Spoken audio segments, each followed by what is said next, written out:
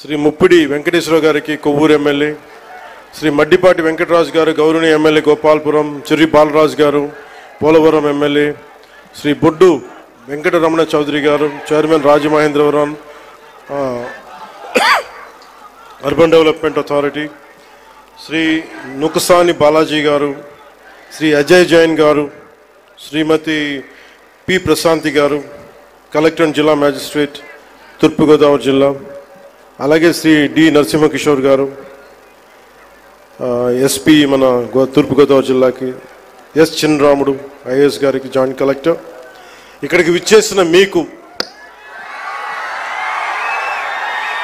మీ ద్వారా గోదావరి జిల్లాల ప్రజానీకానికి ప్రత్యేకించి రాజమండ్రి ప్రజానీకానికి సోదరి సోదరీమణులకి, ఇక్కడికి విచ్చేసిన మీడియా ప్రతినిధులకి, ఎలక్ట్రానిక్ ప్రింట్ మీడియా ప్రతినిధులకి మీ అందరికీ ప్రత్యేకమైన నమస్కారం. రాజమండ్రి అనగానే గుర్తుకొచ్చేది గోదావరి తీరం. ఎప్పుడు కూడా ఒక తీరం వెంబడి ఎప్పుడు నాగరికత ఉన్న చోట భాష అన్నీ ఎదుగుతాయి. అలాంటి పరిస్థితుల్లో ఈ నేల ఎలాంటిదంటే మనకి ఆంధ్రుల అన్నపూర్ణగా పేరుగాంచిన డొక్కా సీతమ్మ గారికి జన్మనిచ్చిన నేల ఇది. కవి మహాభారతాన్ని మనకి తెలుగులో అందించిన మన ఆదికవి నన్నయ్య గారికి జన్మనిచ్చిన నేల ఇది. అలాగే ఎంతోమంది కళాకారులకి సామాజికవేత్తలకి జన్మనిచ్చింది. మనకిష్టమైన బాపు రమణంలో ఒకరైన ముళ్ళపూడి వెంకటరమణ గారికి అందించిన ఈ గోదావరి నేల ఇది చాలా సంవత్సరాల నుంచి, చాలా దశాబ్దాల నుంచి ఉన్న కోరిక.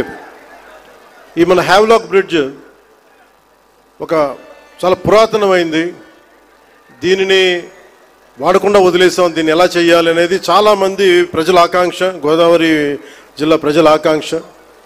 మనం అడిగిన వెంటనే దీన్ని ఒక టూరిజం కింద ఒక మంచి ప్రాజెక్ట్ చేయాలంటే ఈ రోజున ఇది ఒక్క ప్రాజెక్టే కాదు, దాదాపు 430 కోట్ల రూపాయలు పెట్టి 7 ప్రాజెక్టులను ఈ రోజున ఆంధ్రప్రదేశ్ మొత్తం మీద పనులు ప్రారంభిస్తున్నాం. ఈ రోజున దాటి మీద కొన్ని ఏమో ఇవి ప్రణాళికలు సిద్ధం కావడం, కొన్ని ఏమో పనులు పూర్తి అవ్వడం, ఇలా చేస్తూ ఉన్నాం. దాంట్లో ముఖ్యమైనది ఈరోజు మనకి అఖండ గోదావరి ప్రాజెక్టు. ఈ అఖండ గోదావరి ప్రాజెక్టులో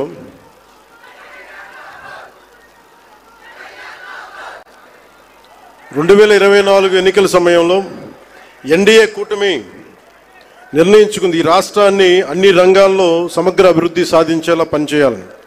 దాంట్లో భాగంగానే గౌరవ ముఖ్యమంత్రి శ్రీ నారా చంద్రబాబు నాయుడు గారు ఆ రోజు మేమందరం కూటమి భాగస్వాములు అందరూ అనుకొని ప్రతిదీ కూడా ముఖ్యంగా పర్యాటక రంగంలో ఎక్కువగా యువతకి ఎక్కువ ఉపాధి అవకాశాలు ఉంటాయి. అంటే మీరు ఊహించుకొని దీనికే ఈ చేస్తున్న ఈరోజు ప్రాజెక్టుకి ముందుగా స్టార్ట్ అయితే దాదాపు ఒక 800 మందికి ఎంప్లాయ్మెంట్ దొరుకుతుంది దీనివల్ల. ఇవన్నీ కాకుండా దాదాపు 4 లక్షల మంది, పూర్తయితే 4 లక్షల మంది కనీసం సంవత్సరానికి పర్యాటకుల మినిమం అని, అంతకుమించి పైకి వెళ్ళే అవకాశాలు చాలా ఎక్కువ ఉన్నాయి. దీనికి గౌరవ ప్రధానమంత్రి గారు